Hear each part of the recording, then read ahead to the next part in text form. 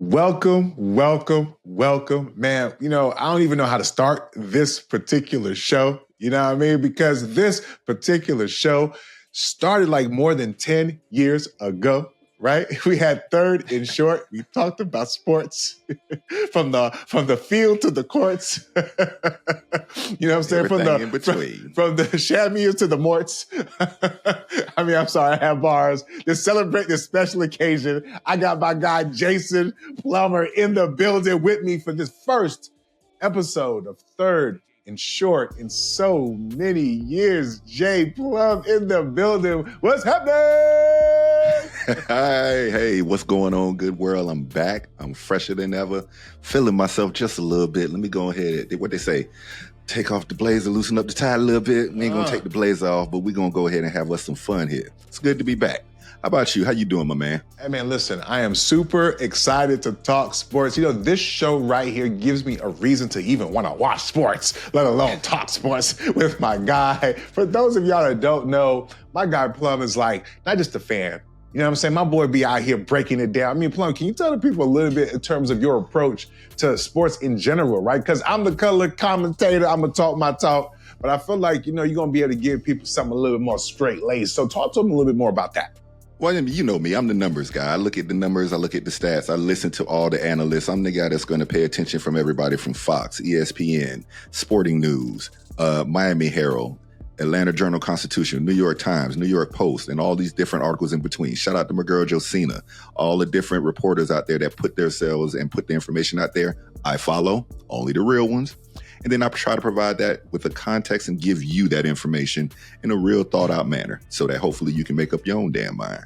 You feel me? Yeah, I do, my guy. You know what I'm saying? Like, listen, for those of y'all out here checking out Third and Short for the first time, it has been 10 years, so maybe it's our first time too, right? Our goal is to really just talk sports in the way that most of y'all just probably talk sports amongst your homies, but some of us maybe have a little bit more personality. Some of us maybe know a little bit more sports, or you might just like fucking with us. So don't forget to like, subscribe, follow, and all that good stuff. Shout out to Third and Short. Shout out to BLC Sports, you heard? BLC Sports in the building.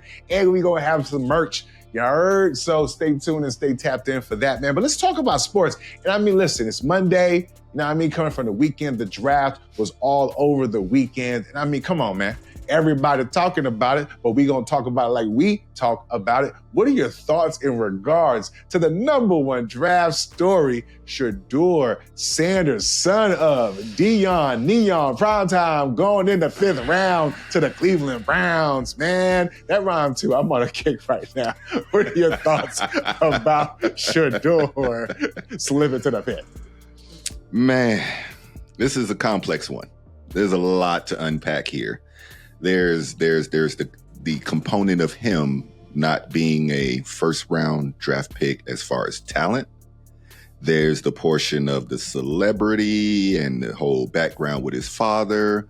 There's the whole portion of him not necessarily interviewing well and not necessarily being prepared for this process. So there are so many different reports and things that have come out between the ending of the college football season and now. And it's just amazing to me to understand how a young man who was at one point at least considered a second best quarterback in this draft falls to a 5th round. That's pretty amazing, pretty unheard of, but I don't know.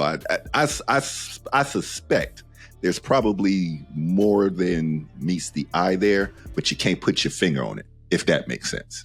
I feel like I get it. You know what I mean? I want to put too much pressure on my guy, you know what I'm saying, to talk his talk, because I feel like you little tiptoe a little bit, right? Because word on the curb is, you know what I mean, he's being treated unfairly, that he should have went higher than the 5th round. A lot of people feel like there's a lot of things. I don't think people are using the R word, and by R word, I mean racism to a certain extent, but people are using words like teaching people a lesson. They're comparing it to the, Eli Manning situation, right? There's a lot of conversations around race without saying race. There's also the Dion factor. Do you think there were some other things that kind of had him slip into the 5th? Come on, man. Just started short. What we doing? Look, 1,000%. This was you gonna learn your place in a grown man's league lesson.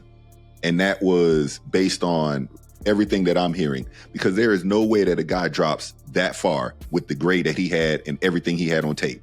Hell, the guy the Browns drafted before him doesn't even have a tape or a grade better than him, but he was drafted before him.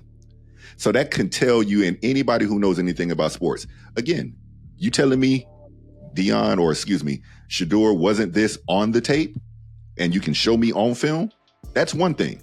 Everything we're discussing has nothing to do with playing actual football, which tells me, again, you got to be feeling some type of way. So if that's the case, like I said, this is the NFL. They got a right to employ whoever they want.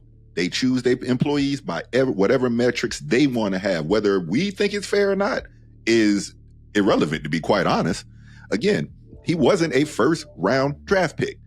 Now, was he a fifth? No. So you can subjugate why he might have failed thus far, but then we got too many things that say, one, he wasn't talented enough elitely to be that number one pick, and he wasn't stock-wise worth a first round. Then you start looking at quarterbacks. You got various quarterbacks out here who were already not needed, or necessarily teams that didn't need quarterbacks. So that limits the pile of what you got right there. When you add it all up, it's just a mixture of disaster. And then you sprinkle in a little, attitude, maybe cockiness, which he cannot, we can't say that we didn't see that from him to a certain degree.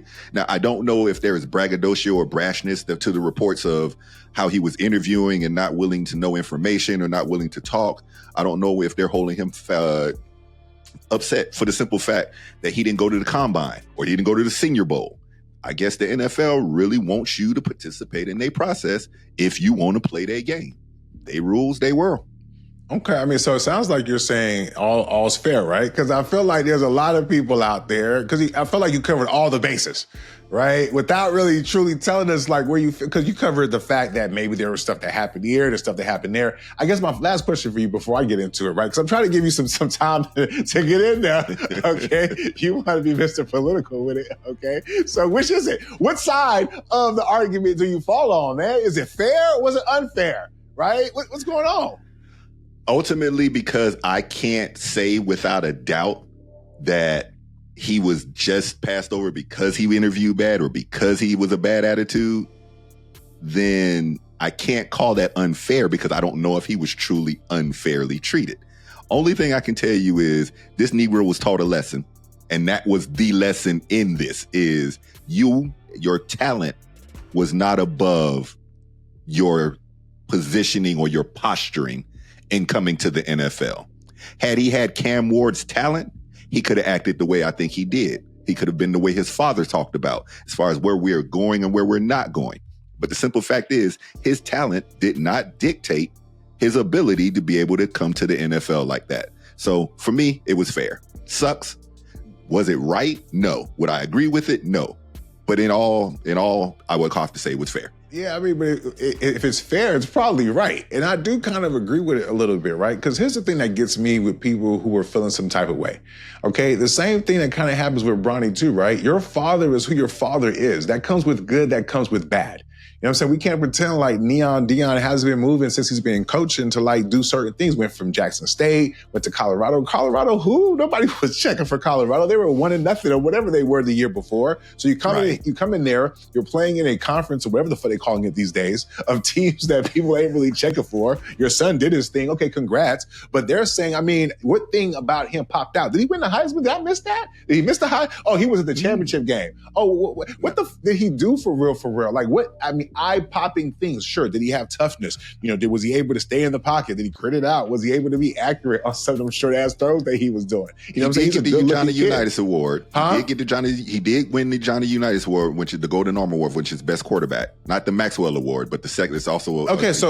But that's it. Woohoo! What I'm saying is that like people were tripping from round one, and that became a conversation. What I'm saying is that had his father not been Deion Sanders, maybe we're not even having a conversation. Like had he had the same season, had the same type of outlook or whatever, he might have still been a 5th round pick at the end of the day, right? Move everything to the side because I feel like NFL teams are making a commitment at some point in time in regards to who they want to bring in.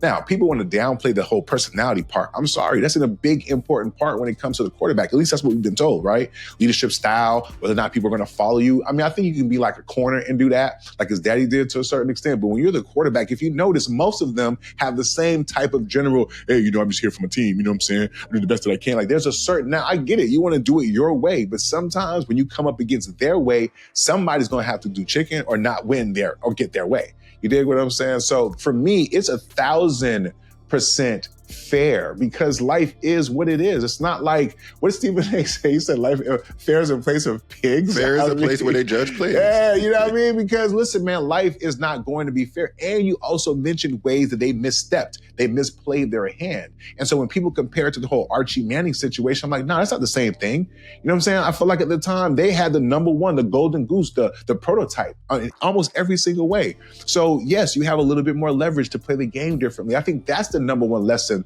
that I feel like Black people in particular need to look at. Hey, do you have enough leverage? Can you back up your talk? Can you walk that walk? So he's going to have a chance to do all of those things and prove everybody wrong. But at this level, bro, just because your daddy was a Hall of Famer don't mean we got to treat you like one. You got to earn it on your merit. And if you come up in here thinking that you're just bigger than the program, you ain't prepared, and you're not, again, I don't know if these reports are true, but there seems to be some truth in terms of maybe how he was moving around. Fire. So at the end of the day, it's like, come on, man. Like I get, because I feel like with us, we'd be so quick to want to push back and make it seem like it's one thing. And it might be a smidgen of that too. I get it because we don't like confident Black men, et cetera, et cetera. But at the end of the day, he's going to get a chance to prove himself and hopefully he'll be able to do that. But I do got a quick question for you because I mean, I know he's been dominating the conversation and the draft. Was there anything else though, like in the draft that you was like, yo, that stuck out to you, something you want to call out real quick? I know we had some conversations off screen, but what are your thoughts about the rest of the draft? I mean, you know me, first and foremost. Shout out to my Baltimore Ravens for picking up Malachi Starks up out the draft, Green, and all the other draft picks. Welcome to Baltimore, fellas. Appreciate y'all. But outside of those great pickups, I watched very carefully. I was very actually surprised. Shedeur went to a team that now has 5 quarterbacks, him being one of those 5, but them putting themselves in a position to be able to have those options. And if none of these quarterbacks work out this year, they got 2 number 1s for next year. Well done, Cleveland. You didn't totally screw the pooch on this one this time. So I'll give you props on that. I think a lot of teams were very aggressive. Philadelphia, again, certain teams were able to just do what they do best. And then there were other teams that simply have no idea what the hell is going on at the complete moment right now. One being Pittsburgh. So unless Pittsburgh is playing for the Aaron Rodgers or Kirk Cousins sweepstakes at this point, I don't understand why they don't still have a quarterback or Mason Rudolph. By the way, hey, you can start him all year long. We'll be glad for that in Baltimore. Appreciate it.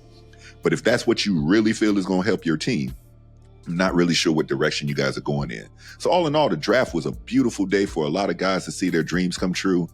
Shout out to Jeff Ulbricht's son, Jax. I'm going to give you your props for being a complete idiot and a complete dope who just really wanted to ruin somebody's day. I don't know if you know about that, but that was the young man that actually called Shedeur. Prank called him, and not just him. Will Howard, a few other players as well. So if I was that man's father, it'd be a nice size hole in his chest right now for potentially ruining my job or making me look bad in that light. But that's a side note. Other than that, it was a beautiful weekend for a bunch of young men to be able to see their life dreams be fulfilled. Absolutely. I mean, it's a dream, right? You know, a couple of things. You mentioned Atlanta real quick. I think the theme for me is probably going to be quarterbacks.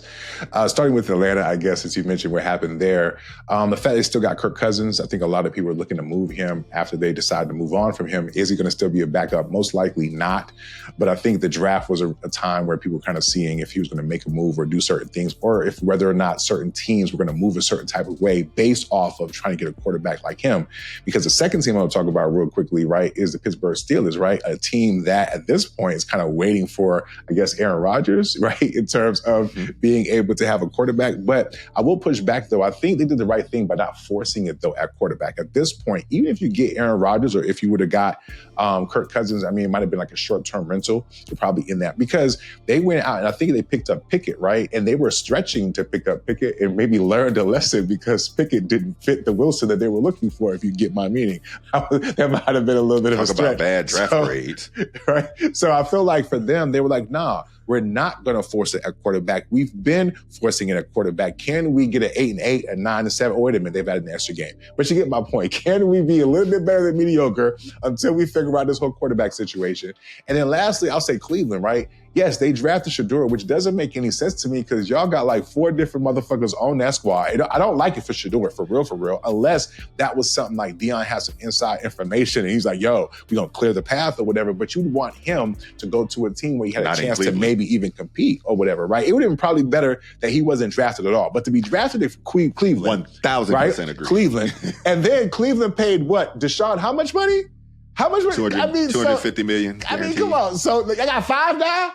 It's the most Cleveland shit ever. You know, they really are Clevelanding now. We'll give them that too. They're sticking to their MO. Yeah, and then the last one was, I think, was it Miami? I feel like they drafted a quarterback, which gave the implication to me that they might have been moving off of Tua a little bit. I don't know.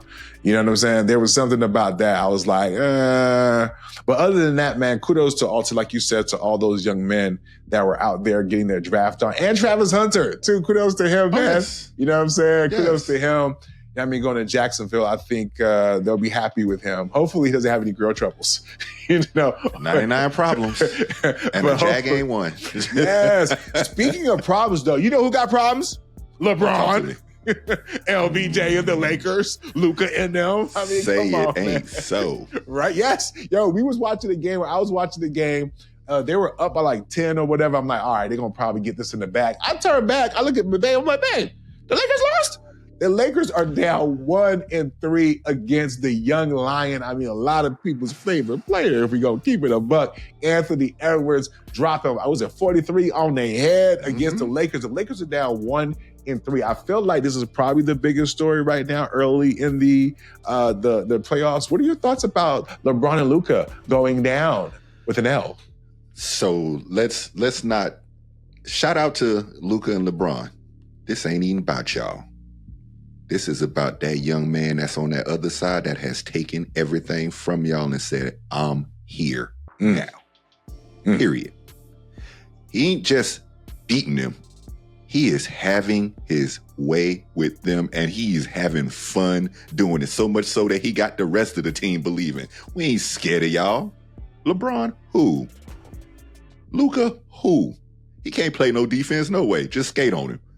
So for me, I am excited to see almost like a passing of the torch, if you will, in the league right now. We talk about all the different faces in the league and the different people who could be it, the Jason Tatums, Jaylen Browns, the and then from the Steph Currys and the KDs and the LeBron Jameses.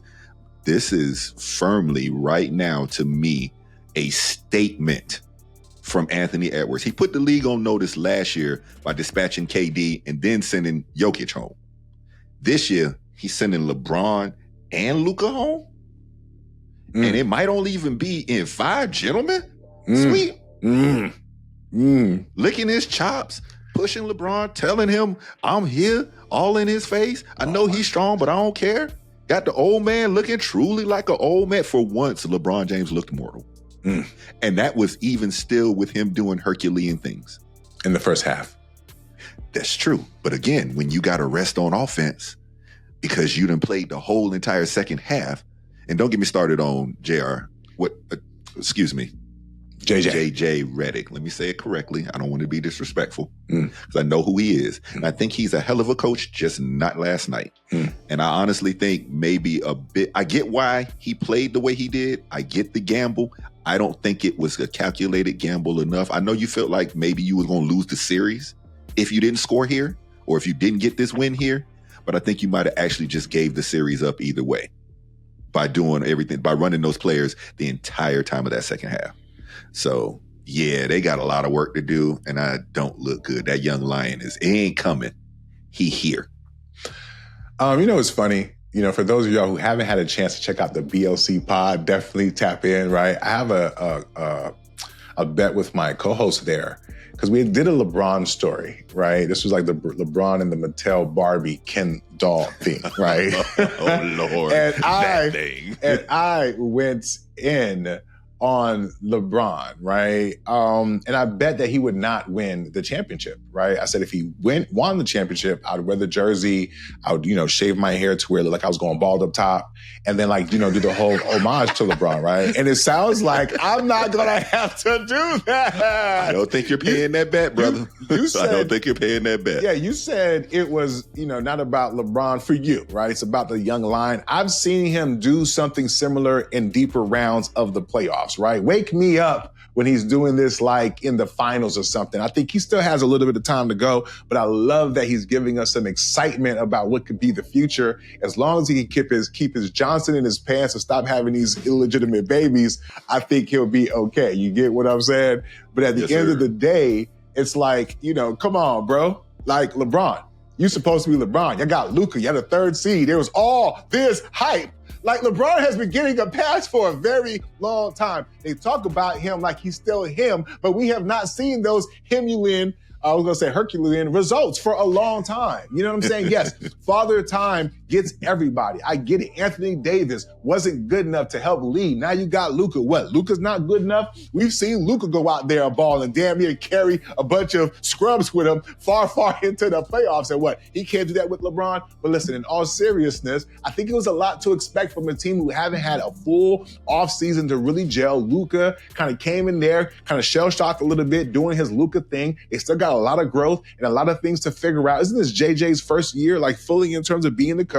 So kudos to them. But I never believed in them. And truth be told, it's been a long time since I've believed in LeBron as a key figure on leading a championship team. You dig what I'm saying? So I'm not surprised by this. I want to thank Anthony Edwards for saving me some money on my LeBron jersey, and I can keep my hair. And this is all real, by the way. Shout out to you, my brother. Keep doing your thing and end them in Game 5. What are we talking about? Here's why I push back on that. My thing for it is LeBron scored 38 in this last game. I mean, in the game before that. Mm-hmm. And Luka had 40-something in this past game. LeBron still had, I think, 25 to 30 points in this last game, just none in the second half. He had 27 points, 20 of which came in the first half. Again, 27 points from a 40-year-old considered is pretty All you're doing good. is giving me excuses for why it's like the truth of what I'm saying. What are you pushing back on? No, what I'm saying is it wasn't a choice for him. Anthony Edwards is taking literally the legs and energy from him on both sides of the ball. So he's doing it to Luka as well, single-handedly taking their soul from them as we watch. What are you disagreeing with? What are you pushing back on? What did I say that you disagree with? Because I'm just saying LeBron is not him. So if you're saying he's him because he did good, cool. But like, okay, in the moment it counts, he wasn't him. I was saying that. How many points did LeBron score in the fourth quarter? 0. Exactly. I don't even know if he took any shots. It was a close game. I'm sorry, bro. Like, nobody wants to say it out loud, so I'm going to say it. LeBron is no longer him. He still has good stats. Yes, he can do amazing things for his age. But all I'm simply saying is LeBron is no longer him. It's time for people to start being open and honest about that. I never disagreed with that. My point was this wasn't even, since to your point, LeBron is no longer him.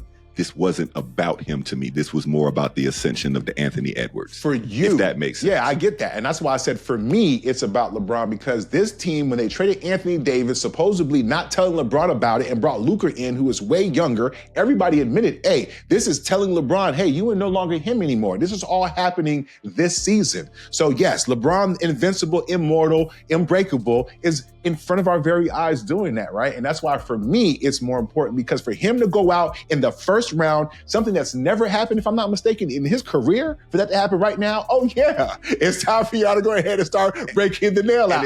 You heard what I'm saying? I'm not happy about it. I'm just being honest about it. You know what I mean? And I'm happy about me not losing my bet. That's all I'm saying. I think what the difference is to your point of what you just said, we've never seen it like this. We ain't never seen LeBron get ran like this as once he's matured into like first year's Cleveland LeBron. Yeah, we kind of saw even then actually his first year in Miami. We gotta stop making excuses for LeBron, bro. We've seen him break down a lot throughout his career. Hear me out. What I'm saying is, prior to him getting to Miami and learning how to even become a champion, he was still physically putting he had the gift and the ability to push his teams at least to a further level in the playoffs.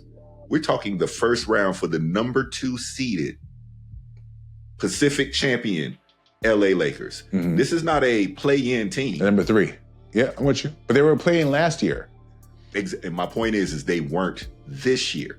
With the addition of Luka, a lot of people had these guys going a lot further. Me, I wasn't one of them, but I still think this whole West Coast goes still through SGA and Oklahoma City. But that's a different story for a different conversation. Yeah, I mean, that's what bro, like, if we're going to be honest, from the 3rd through the 9th or 8th or 10th seed, most of those teams were jumbled up. So yes, they were fortunate enough, had a game break for them here and there. They could have very easily been the 7th seed like Golden State was, right, in the last few games of the season, right? So yes, I'm simply saying, yes, I get it because it's LeBron and it's Luka, but none of this is like new to me. So I get it that they're the story because they're 1-3, but I just didn't think it was going to happen this soon. But shout out to Anthony Edwards for bringing that. You know what I'm saying? Appreciate you. Speaking of appreciate you, I'm sure they probably appreciated Steph out there at Golden State, and they're about to appreciate Jimmy, right? Because word on the curb or on the court is that Jimmy's coming back for Game 4. Golden State without Jimmy, right, still ended up winning Game 3, which was pivotal. They ended up going up, I think, 1-2 against the number 2 seeded Houston Rockets, right? Young guys, fresh legs, a lot of energy, great season. But did they miss their opportunity? And now that rumors of Jimmy coming back, potentially them going up 3-1 on the series. What are your thoughts about Golden State being able to weather the Jimmy injury and being up 2-1 and him possibly coming back tonight? Well, you know me. First of all, shout out to the Miami Heat. Y'all did a first-class organization. We could have handled that a little bit better.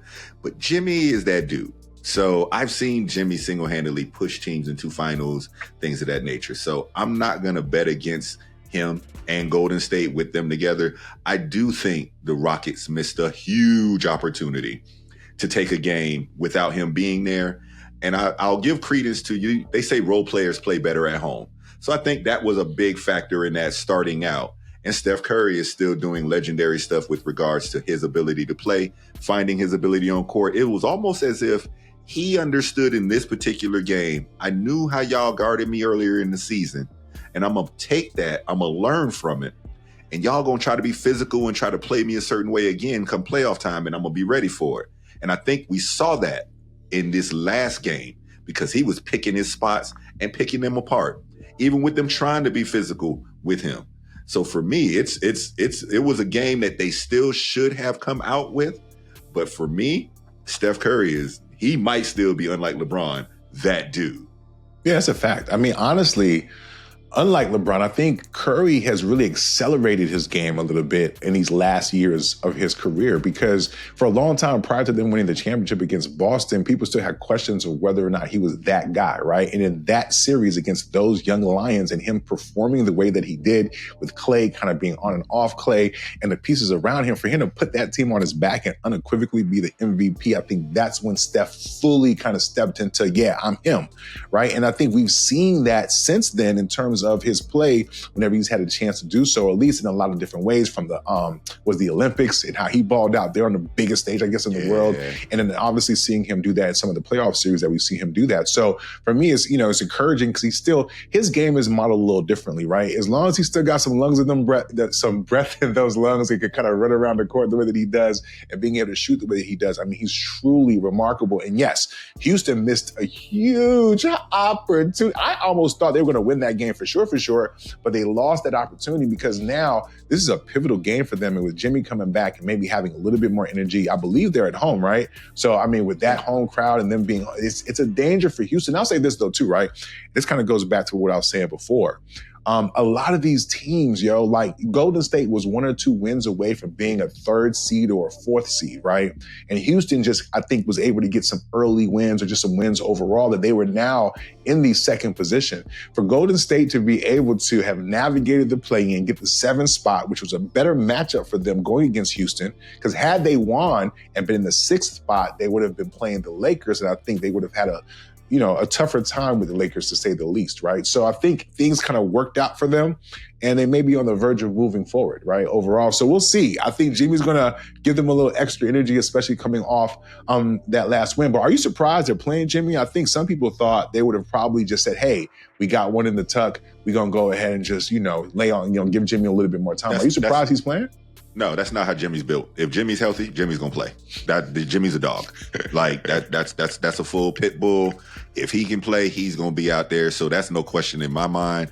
Plus, if you got an opportunity to put a clamp hole on a series 3-1, especially being the road team per se, you might want to go ahead and go up 3-1. That way, if you leave yourself 2 games to play with, so that you come back to game 6, you close it out in your building if necessary.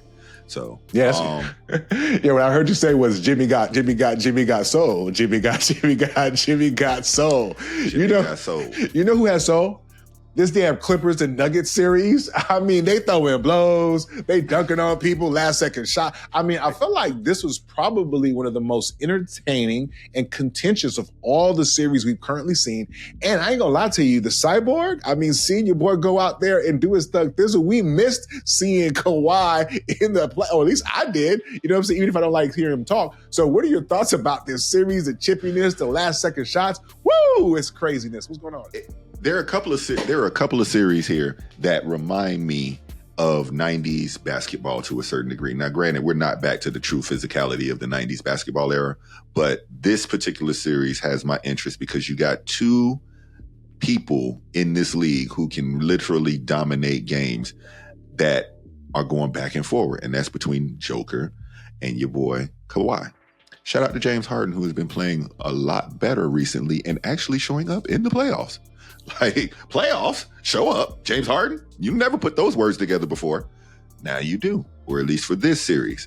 So the defense, the back and forth, it's a tight-knit series where just the smallest of plays and the smallest of things have actually been the determining factor.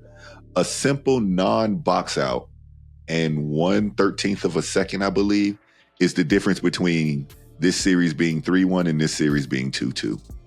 I don't know what. I'm on the edge of my seat, popcorn. I'm ready to go watching the series because that's just how hand in hand it's been. Jamal Murray's been brilliant. Obviously the Joker. So we got a lot we got going on here. I'm gonna need the Joker to stop crying as much as he do. I didn't think he was that much of a crier, but other than that, we got us some good basketball. What you think? Yeah, I mean, listen, you're probably right? Like, I was sitting here listening to you, and I watched the games, and I was like, yeah, this is really good basketball. But I didn't really care. I didn't really care for real. I started thinking about, I was like, no wonder the NBA season has had low ratings this season. No wonder people aren't watching. Because, like, I'm going to tell you why, right? Growing up, I used to love like the storylines, right? And this particular series to me didn't really have a lot of them for real. Like for Denver, they fired their coach mid-season or, before the end of the season. I don't know how many people believe they're going to really contend for the championship, right? Okay, cool. Set that to the side. Then we got the Clippers, and it's great to see Kawhi. And so maybe we'll get, but it's been how many years since we've seen Kawhi for real, especially in this time of the year? Like he's been going out of the playoffs. I want to say like last time I saw him, he got hurt when they were kind of heavily favored a little bit. And if I'm being honest, I don't know if I got to see it. Right? If I'm just being completely honest, he's just been hurt so much. And yes, James Harden, but I haven't seen the beard all season. I get it for the basketball heads, for the people, but this is the time of year where you want your stars to shine. And I get that, but I kind of feel like the media, the NBA, I don't know, something is missing in terms of like building up some of these storylines. It's not like there's a rivalry here. It's not like these teams have had years of playing against each other. I kind of feel like that's part of why, maybe for me as more of a casual fan, it's just like, you got to give me something to kind of sink my teeth into. And there's just not a lot here in terms of like the storylines. Well, no, to your point, the NBA is spread out now. So you got so many different things going on in the league right now. I mean, this is one, but you may not really be into this unless you're either a New Balance representative, because that's a lot of the people that play for either both the Clippers or Denver. Jamal Murray, Kawhi Leonard, all of them are represented by New Balance. So unless you're a New Balance person or an actual Denver or a Clippers fan, this series may not really matter to you. If you're a fan of good basketball, yes, it would. But I mean, there are so many different things and storylines going on with the NBA. I mean, last night, the whole controversial thing with New York and the non-foul call on Tim Hardaway that now has that series at a 3-1 lead in New York looking to move on. You got Cleveland just running through Miami. That's not even a series. They'll probably sweep that out. Boston, pretty much the same way. OKC, swept, already done. Like, did they even play? John Moran didn't John Moran did not play that last game, but yes, they did play a few games. Then why, after the game, he finally decides to say he figured them out? What the hell did you figure out? How to get your ass whooped? Because that's the only thing that you figured out in that series, my dude. So please, for my sake, yours, and everything else, Ja, just stop. Don't do the doofus type stuff, doofus answers. Just take your butt whooping. Y'all got y'all ass kicked. It happened. Y'all weren't prepared. Y'all weren't ready. Keep it moving. How do you feel about people talking towards, like, with the, I don't know if you heard about that comment, but yeah, that's basically what he was telling the reporters with regards to after losing to OKC in a sweep, you had them figured out. Yeah, I mean, it's who cares, right? And I think just in general, apparently, like, again, listen, when he did what he did, the NBA clearly was like, yo, we can't trust this dude, so we can't really market and promote him. And so you're not seeing a bunch of Memphis games on television. And obviously they didn't have the greatest playoffs, and then their team is going through turmoil. So the reality of it is maybe he can get his act together. I mean, Allen Iverson maybe went through certain similar things. There's been other players who had adversity and were able to kind of bounce back and be a darling. So maybe he can do that, but who cares, right? But I know there is one last story we want to talk about because apparently everybody cares, or at least a lot of people in the sports landscape, right? We're not going to really get so much into the salaciousness in terms of the details, the personal stuff. But by now, we've all heard Shannon Sharpe, right, being sued, OnlyFans model or, creator is what they call them now, for $50 million for behavior that was inappropriate or, I guess, assault, according to the allegations. Since the initial allegations, we then went on to hear that someone else said that there was a lawsuit that was filed with Fox. I guess he was playfully choking someone, and Fox settled the lawsuit with the person who was playfully choked, at least according to some people who are familiar with the story. And then apparently there's another allegation that made its way, right? So since then, Shannon has decided to step away from ESPN to kind of deal with this with his family and so on and so forth, while he's still doing Nightcap nightly with Chad Ochocinco. And so, we've known that the sports landscape has just been ever changing. Podcasters and people like Pat McAfee. And of course, Shannon was supposedly in line for maybe $100 million before this came across our timelines. So what are your thoughts with this whole Shannon Sharpe thing? What impact do you think it'll have, if any, on ESPN, First Take, the sports landscape, and I guess maybe Shannon himself? There's a lot to unpack here, too. This was a trip that I did not want to take. You know how you go on some trips and you got to do them for business? This was strictly a business trip. Did not want to end up here. And I don't think Shannon did either. It's eerily timed. And I say that because his deal with Volume, which is Colin Coward's podcast network, and that's where Club Shay Shay and all of that stuff is basically housed on outside of his YouTube channel, is coming to an end. So to your point, that $100 million deal that was basically being floated out there was basically to secure podcast rights and all of that to all his different shows, which he still does have. I believe he just did an episode of Club Shay Shay last night. So he still got those things. But the question is the appeal and the draw still going to be there for that to be monetized based on the stigmatism that may come with or with these other allegations? And then to the part of with Stephen A and ESPN, it's like, man, was enjoying seeing an Unc, if you will, the character, the caricature, if you will, of Unc, neighborhood Unc, our Unc, that uncle that come to your barbecue that's got the black and miles and knows everything, would talk sports with you. Kind of sullied that image for a little bit now, and I don't know how well he'll be able to recover that. I don't even know how well ESPN is going to be able to pivot that based on what information comes out related to this. So for me, it's just sad to see a person almost at their pinnacle achieve something so great, build something so awesome, and about to reap the fruits and labors of it, only to have past demons and ghosts come back to haunt you. But I guess sometimes what you do in the dark does come to the light.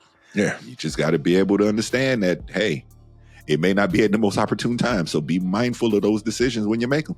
It's funny you said past demons, right? And I was thinking this was like last year. It wasn't that far in the past. These are sound like more like current demons, right? So he's dealing with current demons, not past ones.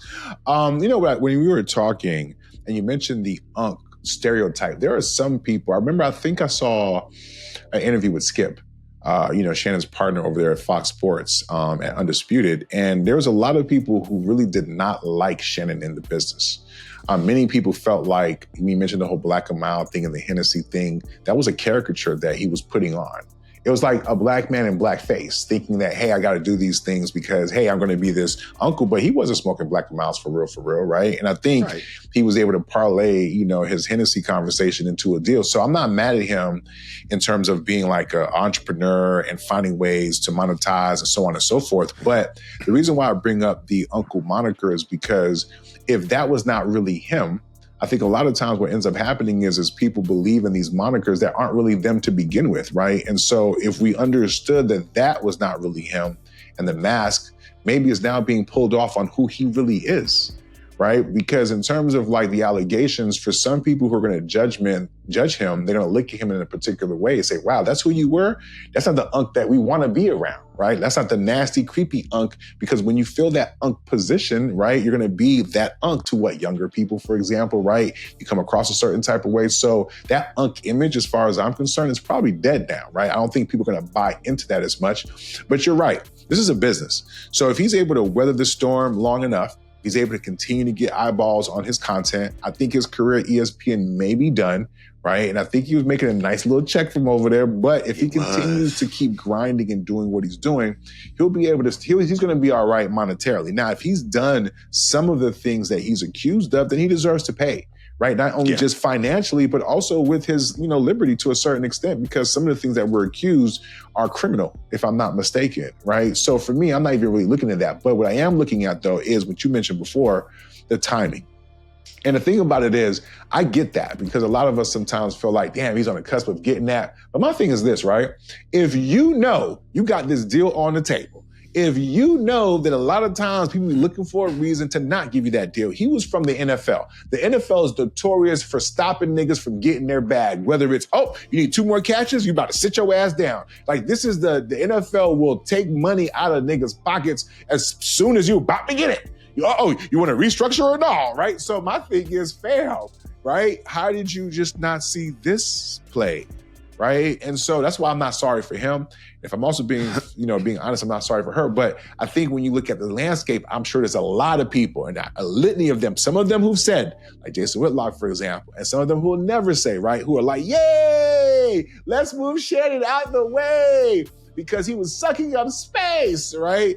But I don't know if they'll be able to fill it. I know there's a lot of people who was hating on Shannon who's excited that this happened because they feel like he was full of shit from the beginning. And lastly, I'll say this before I pass it to you. I know somebody, I remember telling you this, before the show. I wonder how Skip is feeling about this, right? Because when Skip sat there and watched his former partner leave and turn up, and Shannon did the respectful thing, but I had to feel like, I was wondering, I wonder if Skip is quietly see, I knew there was more, because he had to have known what happened at Fox Sports, right? He had to have known that, right? Yeah. So for him watching it and not saying anything, and then for it all to be revealed now, I mean, I know Skip would never admit it, but I gotta feel like, that'd be like Max Kellerman being at the crib, and then this happened to Stephen A. Smith. You know good and damn well that Max Kellerman be at the crib yup. Well.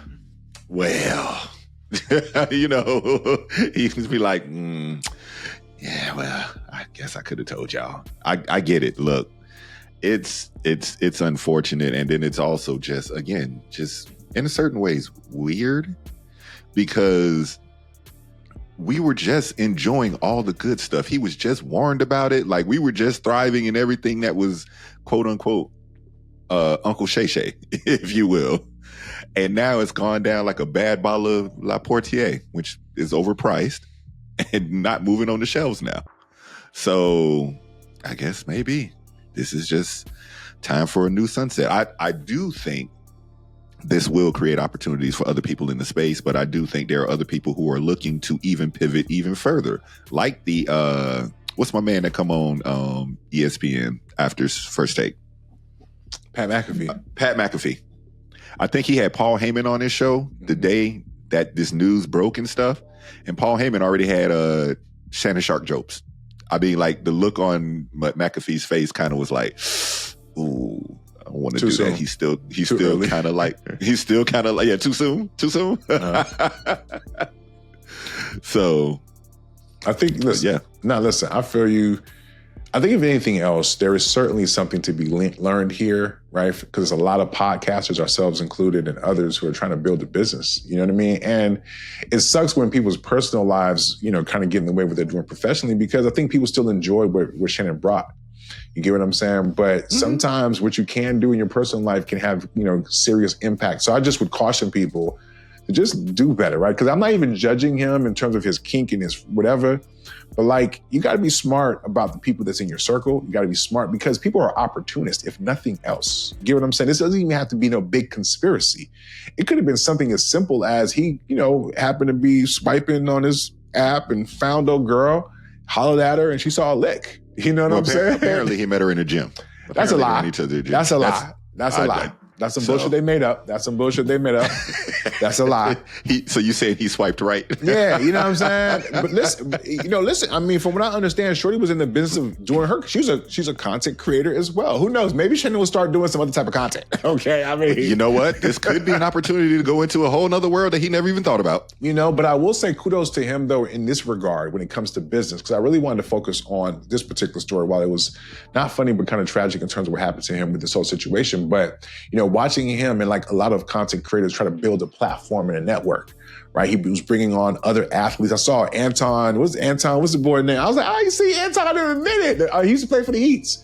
Matter of fact, they won a championship with him the first go around. What's your boy? Talking about Antoine Walker. Yeah, he was on there. I mean, he could have tightened up a little bit, but for whatever reason. But I was like, come on, man. He was on there. So, what's the other guy? Jeff Teague is on his platform as well. So basically, kudos to him in terms of giving other guys an opportunity because more athletes are coming to the fore. And I felt like low-key, he was a part of that too, right? Because he's been in the business for a long time. But certainly in terms of this new media landscape, that he was one of the people that was taking advantage of it. And he was close to that McAfee bag. He was. He was right there. He would have crossed over and set it up to just have been the podcast guy. Because still, to this day, that one Cat Williams interview has got the most YouTube views of one particular thing of all time. Yeah. So to your point, man. But that's entertainment, and I think he can still do that. I just think that when it comes to the sports side, I know he's going to still do his thing, as he's currently doing, which is interesting to me because when you say you're stepping away from and then you're still doing the same thing, it's bro, you didn't step away. So we kind of read through that smoke screen I don't think you stepped away, my guy. I think it was we both know what time it is. He's like, yo, ESPN did say, we agree with your decision to step away. There's a difference between them agreeing and whether they're... I don't think they agreed. I think they insisted.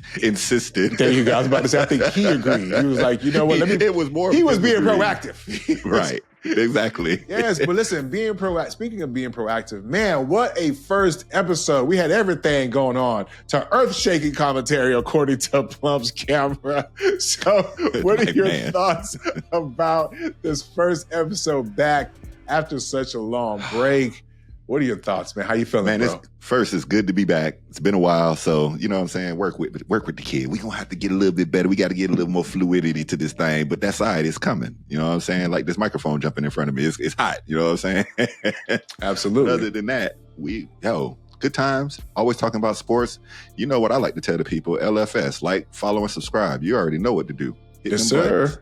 It's right. Like, subscribe, follow, comment. What are your takes? What did we get wrong? Because one thing I love about sports is that people are super passionate about their sports, just like we are. So we can get into the conversation, whether it's the X's and O's or the Jimmies and the Joes, or what are those phrases that they say? You know what I'm saying? On behalf of J Plum and myself, BLC Sports, it's Third and Short. We'll see y'all next time. Until then, be easy.